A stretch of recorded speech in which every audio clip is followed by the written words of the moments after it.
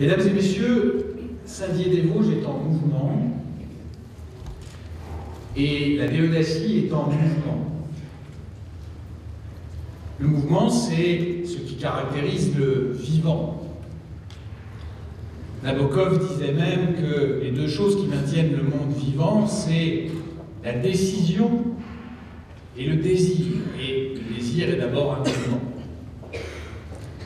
Notre ville a été en mouvement au cours de l'année 2016, des mouvements spectaculaires de reconnaissance, des mouvements spectaculaires de construction de projets, des mouvements spectaculaires d'insertion dans des réseaux plus larges, comme celui, par exemple, des villes qui comptent un site inscrit au patrimoine mondial de l'humanité, avec l'inscription de l'usine Le Corbusier en juillet 2016.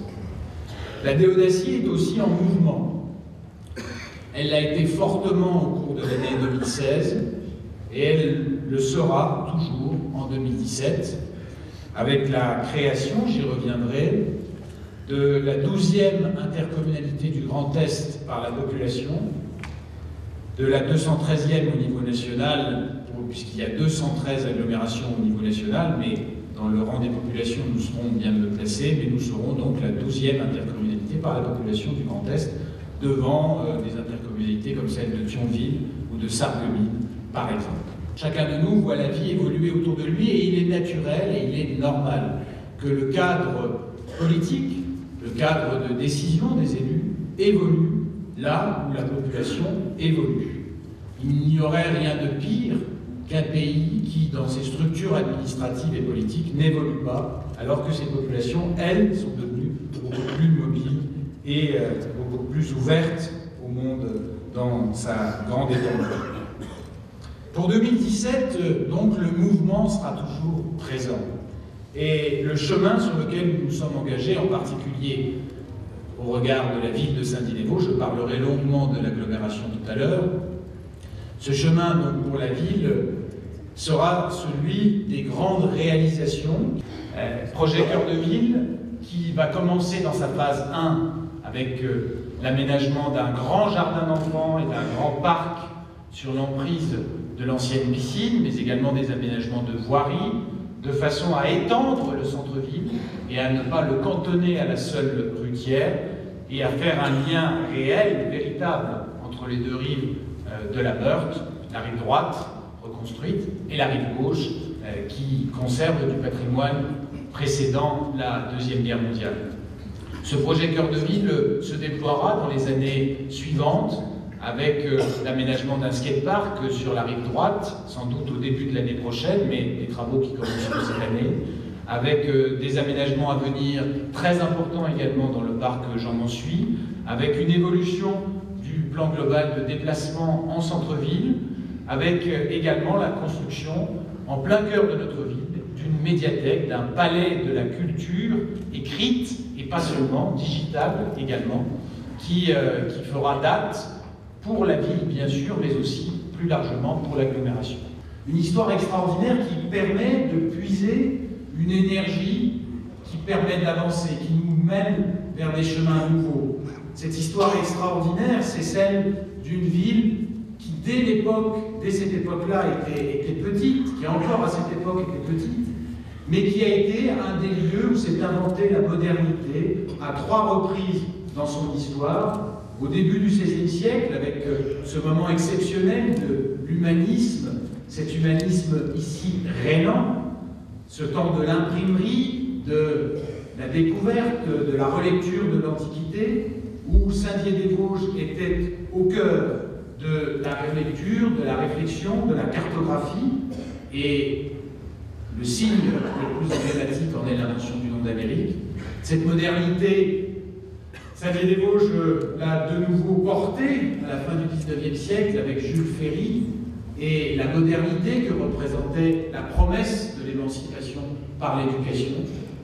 Et puis, cette modernité architecturale, nous l'avons retrouvée, nous l'avons incarnée au lendemain de la Seconde Guerre mondiale avec le projet Le Corbusier et l'usine de Corbusier. C'est donc une ville qui a la tradition de la modernité. C'est un paradoxe, mais qui doit donc être à la hauteur de cette mission condition que l'histoire lui a assignées, celle d'être une ville innovante, une ville qui bouge, une ville qui est le cœur naturel du massif vosgien, dont elle est la plus grande ville et dont l'agglomération sera d'ailleurs la seule agglomération sur l'ensemble de la montagne vosgienne. Ce sera donc 2017, je le disais, un temps de grande réalisation avec un budget d'investissement, c'est assez rare pour mériter d'être souligné, qui augmentera de près de 29% dans notre ville par rapport à l'année précédente, par rapport à l'année 2015, ce qui n'est pas évidemment négligeable et ce qui s'inscrit dans la perspective des efforts financiers considérables que nous menons depuis 2014, après les découvertes éprouvantes du début de mandat, ce décalage de près de 10 millions d'euros qu'il y avait entre la réalité du budget qui avait été voté et la réalité de ce que nous avons eu à honorer. Ce redressement financier restera la pierre angulaire de nos décisions. Parce que nous savons bien ici à Saint-Dié-des-Vosges, comme dans d'autres villes moyennes dont nous partageons la condition, comme Épinal, comme Lunéville ou comme Sélestat, nous savons bien que la fiscalité locale est parfois devenue un frein à l'installation dans nos villes et dans nos cœurs de ville. Et que pour la maintenir à minima, voire peut-être un jour pour pouvoir dessiner des horizons de réduction, eh bien il faut faire des efforts considérables dans le train de vie de notre municipalité, dans les décisions que nous prenons. Il faut surtout être attentif à tous les détails. Vous le saviez, le redressement financier, c'était, je le disais, l'une des trois pierres angulaires de notre projet municipal.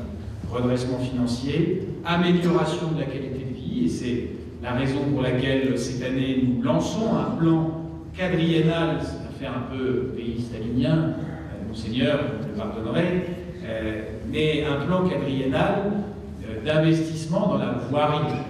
Et la troisième pierre angulaire, vous vous en souvenez, c'était dans notre projet, c'était bien sûr l'amélioration de l'attractivité de la ville, que nous poursuivons. Et nous savons bien que l'attractivité, ça n'est pas seulement un mot, ce ne sont pas seulement des bâtiments relais, ça n'est pas seulement la réalité d'un lien quotidien avec les entreprises de notre territoire pour répondre à leurs besoins, avec à nos côtés les services de l'État qui nous aident beaucoup dans cette tâche. C'est aussi un ensemble de services que nous devons continuer à assumer sur notre territoire. Les services sont un maillage nécessaire dans nos villes et un outil d'attractivité absolument indispensable. À cet égard, je citerai un petit détail bien représentatif de cette politique de proximité que nous avons souhaité mettre en œuvre depuis plus de 2 ans et demi. La saison hivernale, et en particulier la période des fêtes que nous avons traversée, est la première au cours de laquelle, à Saint-Dié-des-Vosges, un accueil collectif pour les jeunes enfants a pu être proposé, alors qu'auparavant, tous les centres qui accueillent des enfants, les 2 centres sociaux et la crèche, étaient fermés en période entre Noël et Nouvel An, et donc quand on était par exemple infirmière, ou quand on travaillait dans un restaurant, eh bien, il fallait trouver d'autres solutions de garde. Quelquefois, c'était des grands-parents, quand ils étaient encore là, mais cela posait un certain nombre de problèmes. Ça n'a l'air de rien, mais ce sont ces évolutions qui améliorent au quotidien la vie de nos concitoyens, et j'en suis particulièrement fier avec mon équipe municipale. 2017, je le disais, sera donc un temps de grande réalisation pour notre ville. Mais ce sera aussi un temps de grande réalisation pour la communauté d'agglomération de Saint-Dié-des-Vosges. Nous avons vécu lundi un moment historique. Historique d'abord parce que nous n'avons pas seulement franchi un seuil démographique. La région Grand Est voit un certain nombre de communautés d'agglomération qui existaient, qui étaient plus avancées que nous, franchir un cap, comme celle d'Épinal, qui est passée de 80 à 120 000 habitants et qui a élu son président, Michel Heinrich, hier. Nous n'avons pas seulement franchi ce cap, nous avons aussi changé de statut. Nous sommes passés d'une communauté de communes à une communauté d'agglomération. Et dans le Grand Est, nous sommes seulement 3 à l'avoir fait. Épernay, Haguenau et Saint-Dié-des-Vosges. Pour vous, il s'agit peut-être de termes abstraits. Qu'est-ce qu'une communauté d'agglomération? C'est un ensemble d'abord plus grand. Vous l'avez compris, dans la quasi-totalité des cas, les communautés d'agglomération ont plus de 50 000 habitants. Mais elles assument surtout des compétences plus fortes, des compétences nouvelles, que ce soit en matière de transport, que ce soit en matière d'équilibre social de l'habitat, en matière de politique de la ville, en matière de politique commerciale. Les agglomérations sont mobilisées. Donc c'est la mutualisation des moyens qui s'impose sur ces politiques. Mutualisation des moyens qui doit se faire, non pas au bénéfice de quelques-uns ou de quelqu'une, mais au bénéfice de tous. Car quand des équipements sont en mauvais état et ne peuvent pas être rénovés à Raon-l'Étape, quand on ne peut pas construire un bâtiment relais à Anoul ou à Provenchères-et-Valois, eh bien c'est mauvais pour tout le monde. Et il faut accepter de faire cet effort, de dépasser nos clochers, nos cadres communs, et de se dire qu'est-ce qui est bon pour notre territoire. Mais il faudra faire cet effort de définir ce qui doit être mis en commun et ce qui mérite que nous consacrions des efforts et des moyens communs en termes de politique nouvelle. Nous serons en mouvement. Et si, pour la ville de Saint-Dié-des-Vosges, 2017 sera un temps de grande réalisation, pour l'agglomération, 2017 sera un temps d'innovation. J'y insiste. Bien sûr, nous aurons, messieurs et madame la vice-présidente, nous aurons à élaborer des politiques communes. Aidez-nous à définir ces politiques nouvelles. Aidez-nous à imaginer de nouveaux modes de solidarité territoriale qui seront du gagnant-gagnant entre ces petites communes rurales qui se sentent souvent, et à juste titre, oubliées, hélas, par le monde tel qu'il va, et nos villes petites, nos villes moyennes, nos villes un peu plus grandes. Aidez-nous à imaginer ces solidarités, aidez-nous à imaginer ces nouvelles politiques publiques. Je donnerai 3 exemples de politiques publiques qu'il va falloir construire et sur lesquelles il faudra faire preuve d'imagination. La politique économique d'abord. Bien sûr, elle est d'abord de compétence de la région. Et dans ce que nous pourrons imaginer ici, il ne faudra pas oublier de tourner le regard vers Nancy, où se situera vraisemblablement l'agence d'attractivité économique du Sud-Lorrain. Bien sûr, cette politique économique ne pourra pas être menée non plus sans le département, qui n'a plus cette compétence aujourd'hui, mais qui a une expertise en matière économique depuis de nombreuses années, et qui nous invite d'ailleurs à nouer un dialogue constructif avec lui sur ce plan. Mais il faudra imaginer une politique économique qui ne soit pas seulement une addition des initiatives locales qui pouvaient être prises, et chacun comprend bien qui n'étaient pas vraiment à la mesure du bassin d'emploi. Il n'y a pas un bassin d'emploi de Senogne, cher Jean-Luc, ou un bassin d'emploi de Raon-l'Étape, ou un bassin d'emploi de Saint-Dié seul, ou un bassin d'emploi de Provenchères ou de Sainte-Marguerite seul. Il n'y a pas un bassin d'emploi de Corcieux, il y a le bassin d'emploi de Saint-Dié-des-Vosges, entre lesquels les populations circulent et se déplacent. Il nous faudra donc imaginer une politique innovante, avec des instruments classiques comme les bâtiments relais que nous connaissons bien, mais aussi une mission d'accompagnement que d'autres territoires nous expliqueront, que d'autres territoires ont déjà depuis longtemps expérimenté, comme la communauté d'agglomération d'Épinal par exemple, un accompagnement des chefs d'entreprise dans leur démarche et en particulier dans leur recherche de soutien et d'implantation. Politique économique qui devra nécessairement être mise en place rapidement. Ce sera l'une des politiques sur lesquelles nous nous positionnerons le plus vite, que ce soit en termes d'identification de profils compétents au sein de nos structures ou à l'extérieur, mais aussi en termes de travail, de définition de nos orientations et de nos priorités, car il faudra sortir de cette logique de du jeune enfant qui est tombé au fond du puits et qui accueille volontairement tout ce qui se pose sur la margelle. Ça n'est pas en accueillant par principe, ou en aidant par principe tous les projets économiques qu'on crée de l'activité pérenne, c'est en définissant des priorités claires. Et je donne souvent à cet égard en exemple l'attitude de mon collègue d'Épinal, qui sollicitait dans un dialogue sur le schéma régional de développement économique et d'internationalisation, a répondu: moi ce qui m'intéresse c'est le soutien de la région pour l'image et le bois. Eh bien il faut être capable de parler de façon aussi claire et aussi nette à Saint-Dié-des-Vosges sur les axes que nous voulons développer en matière de politique économique. Il faudra pouvoir le faire rapidement.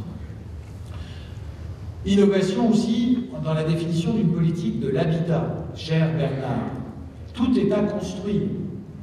Il n'y a pas ici de plan local de l'habitat, il n'y a pas de politique au-delà de cette politique qui fonctionne bien, d'habiter mieux en DEDACI, il n'y a pas de politique systématique d'intervention, en particulier d'aide, bien sûr, dans nos centres-villes et centres de villages. Or, chacun sait bien que la désertification de nos centres-villes et de nos centres de villages, car le problème est le même à Entre-deux-Eaux qu'à Saint-Dié-des-Vosges, la désertification de nos maisons de centres de villages et l'extension en construction à l'extérieur de nos villages est un mouvement qui va devoir cesser. Et il va donc falloir imaginer ensemble une politique de l'habitat qui permettra d'aider à la rénovation énergétique de ces bâtiments et d'inciter un certain nombre d'investisseurs à investir dans ces centres de villages et de villes.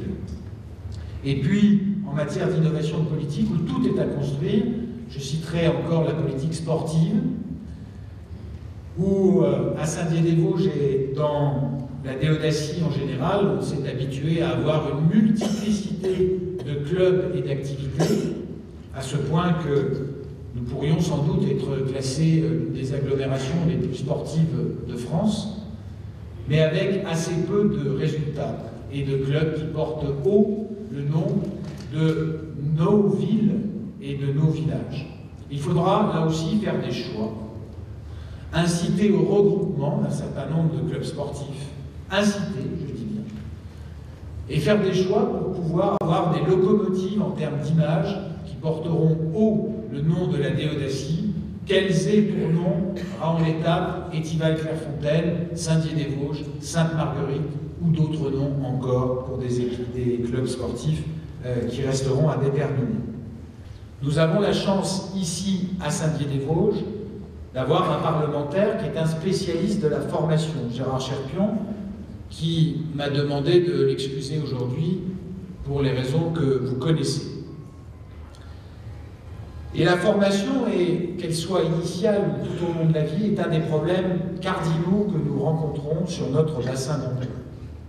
Avec trop de jeunes qui décrochent en cours de parcours scolaire, trop de jeunes qui s'imaginent avoir passé le bac pour trouver un emploi immédiatement après, un bac général d'ailleurs souvent, celui qui offre le moins de débouchés immédiats, je dis bien immédiats.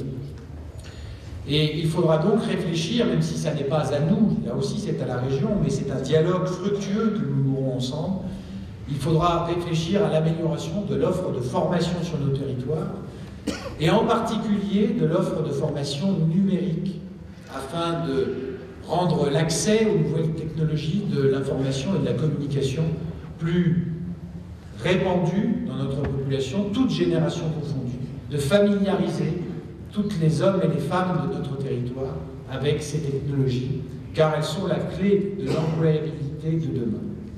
Deuxième axe qu'on retrouve dans beaucoup d'autres des politiques que nous aurons à dessiner à l'agglomération, la question du lien avec l'Alsace. Car enfin, il y a un paradoxe sur notre bassin d'emploi de Saint-Dié-des-Vosges, bassin d'emploi qui, selon Pôle emploi, monsieur le directeur, va jusqu'à Baccarat. L'agglomération s'est arrêtée un peu avant. Il y a un paradoxe sur ce bassin d'emploi, c'est que nous sommes encore aujourd'hui, même si le chômage baisse et plus fortement qu'ailleurs sur ce bassin d'emploi, Nous sommes encore le bassin d'emploi qui a le taux de chômage le plus fort de tout le Grand Est, alors que nous sommes situés juste à côté des 3 bassins d'emploi qui ont un taux de chômage le plus faible de tout le Grand Est. Mais ces réorganisations administratives que nous avons connues, les politiques que nous avons connues en 2016 et dont nous vivrons les prolongements en 2017, je vous le dis ici, je pense qu'elles étaient en grande partie nécessaires. Et pas seulement pour l'agglomération, pour la région également. Peu d'élus vous disent cela. Beaucoup contestent le principe de ces regroupements de régions qui ont été décidés, il est vrai, dans la précipitation par le gouvernement socialiste. Et je suis convaincu qu'avec ces regroupements, s'est introduit à moyen terme dans notre système institutionnel un principe d'accentuation de la décentralisation. Et que cette décentralisation est un mouvement qu'il faut accélérer. Nous avons besoin de décisions qui sont prises au plus près des citoyens. Et nous ne vivons pas aujourd'hui encore dans une république qui est réellement décentralisée. Les initiatives locales sont largement appuyées par l'État, mais elles ne sont pas encore assez vastes dans leur champ d'entreprise. Les budgets sont encore relativement réduits compte tenu de la taille des collectivités, c'est vrai de la région, mais de bien d'autres collectivités aussi. Et enfin, nous n'avons pas cette capacité de définir un certain nombre de politiques sur lesquelles pourtant nous serions légitimes. Et pourtant, la décentralisation a fait la preuve dans notre pays de son efficacité. Mais le TER, tel qu'il est géré par les régions depuis 2003, fonctionne mieux qu'il ne fonctionnait à l'époque où l'État le gérait. Chacun le sait et le reconnaît bien. Et on pourrait multiplier l'exemple des politiques qui, en venant au plus près des citoyens, sont désormais gérées de façon plus efficace et plus opérationnelle.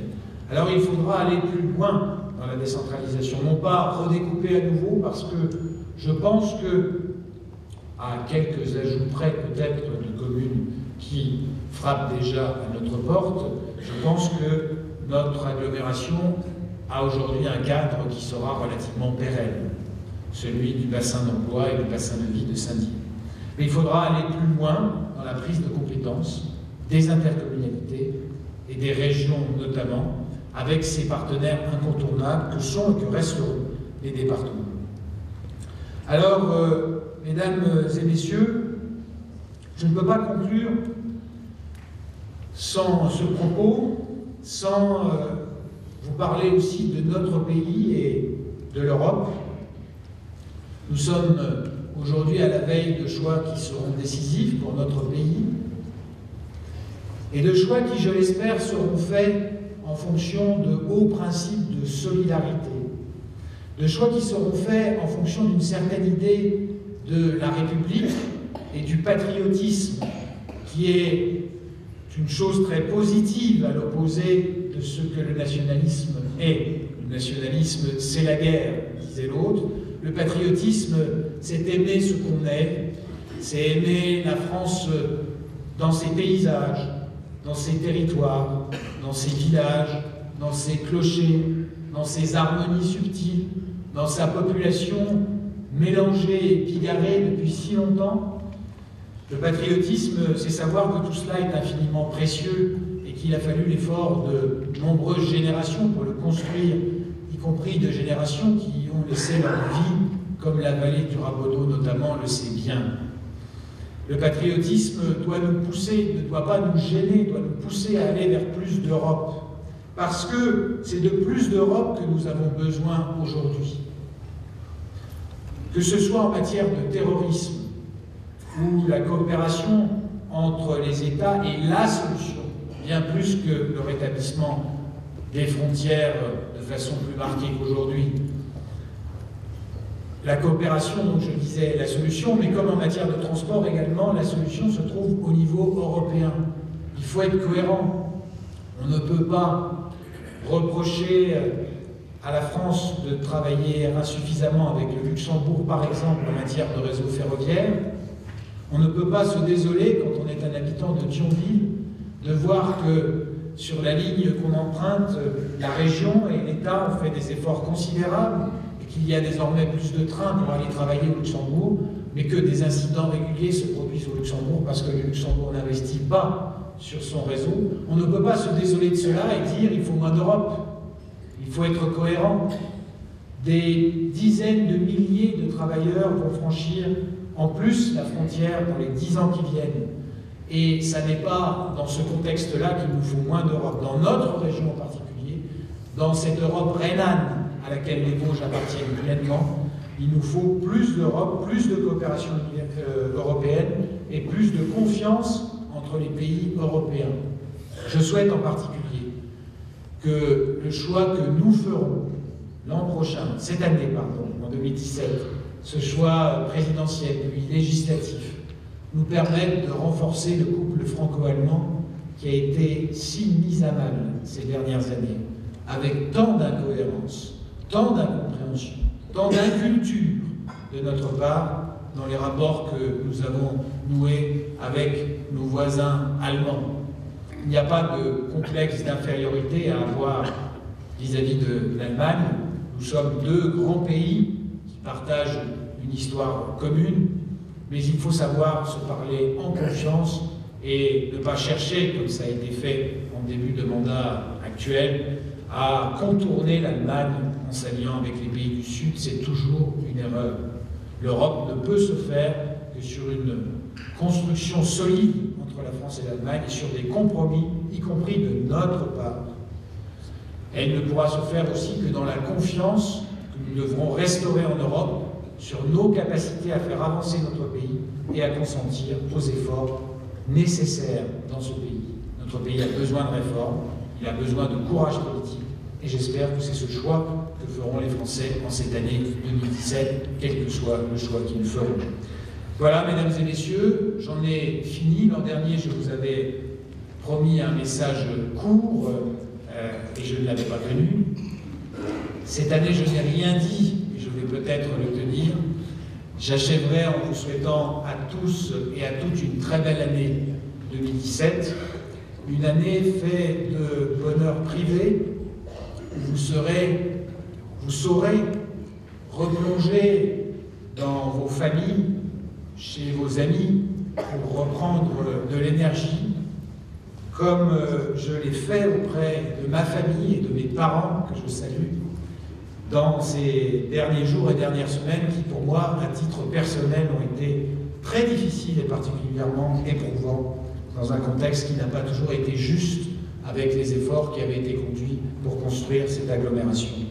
Merci à mes parents du soutien qu'ils m'ont apporté dans cette période et des valeurs qu'ils ont su me transmettre, eux qui étaient des petits entrepreneurs de la vallée de la Vologne et qui m'ont transmis le goût du travail, du service des autres et d'une certaine exigence aussi et d'une certaine vérité dans la parole qui fait qu'on fait ce qu'on dit et qu'on dit ce qu'on fait, même si en politique cela peut parfois surprendre. Bonne année à tous et à toutes donc, dans vos vies privées, dans vos vies publiques, beaucoup de succès. Et je vous fais cette promesse, oui, en 2017, on va entendre parler de Saint-Dié-des-Vosges, et oui, en 2017, on va entendre parler de l'ADE d'Assy. Vive Saint-Dié-des-Vosges, vive la communauté d'agglomération de Saint-Dié-des-Vosges, vive la région Grand Est, vive la République.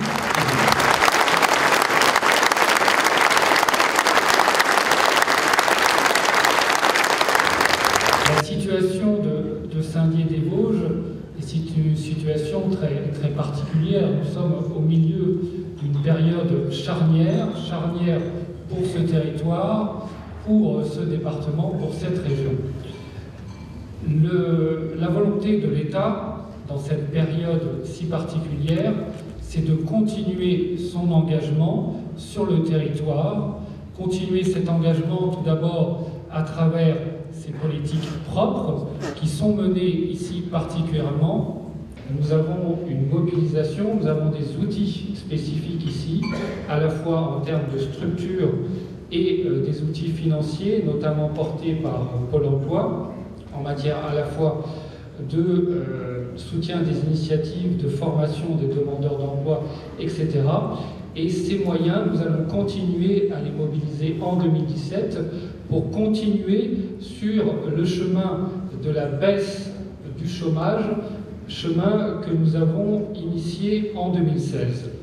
Deuxième grande politique sur laquelle nous allons continuer à nous engager et pour laquelle je serai particulièrement attentif, c'est la politique de la ville, la politique, tous ces ensembles d'actions qui ciblent spécifiquement deux quartiers de Saint-Dié-des-Vosges, pour lesquels les moyens qui ont été mobilisés par l'État vont être maintenus, accentués, de manière à ce que les résultats que nous commençons à percevoir soient poursuivis et nous permettent d'améliorer progressivement la situation des habitants concernés. L'État va aussi continuer à être présent sur ce territoire à travers son soutien à l'investissement. Et je voudrais profiter de ce moment pour rappeler la décision du gouvernement de consacrer des moyens importants, encore plus importants que l'année dernière, pour soutenir l'investissement des collectivités territoriales au niveau national. Ces décisions vont se répercuter dans le département et nous serons particulièrement attentifs à ce qu'à la fois la Déodacie dans son ensemble et la commune de Saint-Dié-des-Vosges puissent bénéficier de ces dispositifs pour mettre en œuvre des projets majeurs qui ancrent la place de ce territoire dans la région et dans l'ensemble national. Dernier point, je voudrais naturellement vous assurer du soutien de l'État pour le fonctionnement, le démarrage, la mise en œuvre, la montée en puissance de ces nouveaux découpages géographiques que nous avons ici. Naturellement, la grande région, à laquelle nous commençons maintenant à nous habituer et qui met en œuvre ces politiques, et naturellement la position de Saint-Dié et de la Déodacie au cœur de cette grande région est une véritable chance. C'est une chance pour développer des projets majeurs d'attractivité. C'est aussi une chance pour faire de Saint-Dié, de la Déodacie et du Massif dans son ensemble un pont entre ces deux anciennes régions, Lorraine et Alsace, qui ont beaucoup à mettre en commun. Autre changement majeur, vous l'avez bien entendu présenté, Monsieur le maire, Monsieur le Président de la communauté d'agglomération, c'est la mise en place de ce nouveau établissement de coopération intercommunale, la communauté d'agglomération. C'est une chance. Le redécoupage des communautés de communes et des communautés d'agglomération avait été voulu par le gouvernement, mis en œuvre par le préfet dans ce département. Il avait un objectif, c'est d'arriver à avoir des structures suffisamment fortes pour porter des projets majeurs qui permettent de faire évoluer les choses et d'avoir des résultats rapides et concrets. La structuration dans la Déodacie est un modèle à cet égard. Si on peut schématiquement se demander quelle est la recette d'une intercommunalité réussie, eh bien je crois que c'est la conjugaison de deux ingrédients majeurs. D'abord, un bassin de vie. Une intercommunalité réussie, c'est quelque chose qui correspond à un vrai bassin de vie, un endroit où les personnes travaillent, où ils ont leur vie personnelle et où les mouvements, les relations se structurent naturellement. Et la Déodacie est un bassin de vie cohérent dont tout le monde avait conscience, mais qui n'avait pas encore sa traduction institutionnelle. Il existait bien l'arrondissement de Saint-Dié-des-Vosges, mais en termes de structure locale, de collectivité territoriale, cette organisation n'existe pas et la création de la communauté d'agglomération permet justement de correspondre à ce bassin de vie et donc de porter des politiques, des actions, des initiatives à cette échelle qui est l'échelle pertinente pour toute une série de politiques que nous connaissons, que ce soit dans le domaine du développement économique, du développement touristique, de l'habitat, du sport. On peut penser à beaucoup de domaines. Et ensuite, deuxième ingrédient nécessaire, c'est une vraie volonté des élus locaux. Et cette volonté, elle est présente ici. Elle s'est manifestée au cours des 2 années passées et elle s'est manifestée encore cette semaine à l'occasion de l'élection de l'exécutif de cette communauté d'agglomération. Et c'est muni de cette volonté et avec cette cohérence de territoire que vous allez pouvoir avancer. Et dans ce mouvement, l'État sera à vos côtés pour à la fois vous apporter son expertise, et la présence de la directrice régionale des affaires culturelles aujourd'hui n'est pas innocente, je pense, de ce point de vue-là, par rapport à des projets que vous pourriez être amenés à porter, notre expertise et aussi naturellement les financements que nous pourrons mettre à votre disposition, que ce soit directement à la communauté d'agglomération ou indirectement via de nouveaux dispositifs tels que les contrats de ruralité. Pour terminer, je voudrais naturellement me joindre à vos vœux, Monsieur le maire, pour souhaiter à toutes et à tous une très bonne année 2017 avec toutes les joies possibles, à la fois sur les plans personnels et professionnels. Merci beaucoup.